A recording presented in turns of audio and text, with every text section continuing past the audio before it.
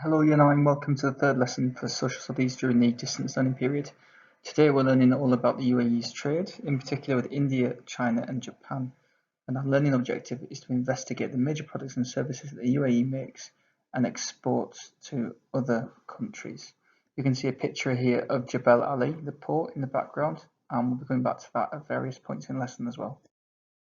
Okay, the first task on the Microsoft assignment quiz is this question here. It's your starter question. Why do countries trade? What is the purpose or the benefit of it? So explain as best as you can with some ideas and try to use the UAE as an example.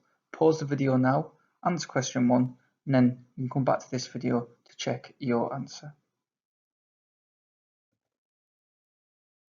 So here's some ideas for why countries might trade. It brings in money when you sell products. Buying products means that you can get the things that you don't actually have. Some Emirates can make a lot of money, like Abu Dhabi makes billions from trading oil. The UAE's climate means it doesn't actually have certain things that it needs, like it can't really produce its own food, although it's trying. So trade will help it with that.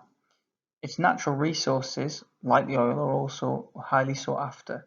So having the oil, yes, is a benefit to the country, but it could be much more beneficial in terms of generating money if it was to trade it.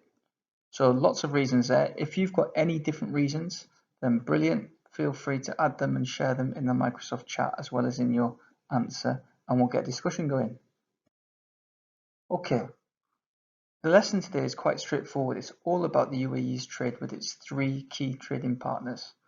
To be successful today, you should be able to describe that relationship between the UAE and China, India and Japan. But you should also be able to reflect on the significance of trade to the growth and development of the country. You should have all the resources that you need on the Microsoft assignment, but if the infographics are quite small to read, then have a look at the files on the Microsoft team. You can see the PowerPoint and you'll be able to access this link here, which will take you to the website where all the information comes from. Similarly, you can just Google it yourself. The last thing to say is that there will be some keywords for today's lesson. So imports are things that come into a country, products, for example, minerals or resources. Exports are things that a country produces itself and it sells to other countries in order to bring in money. When you compare the imports and the exports, we can call that the balance of trade.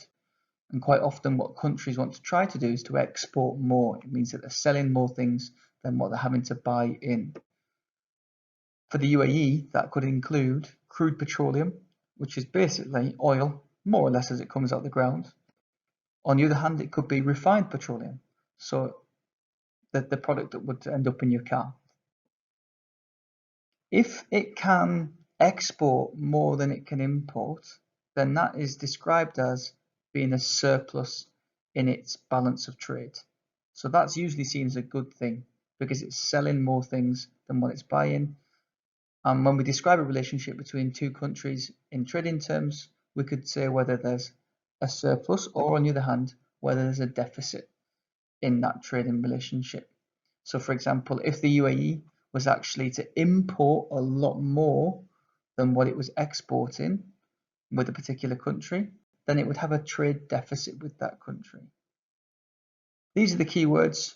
Try to make sure that you understand them, but also in the final task where there's a little bit more writing involved, try to use them in your answer as well.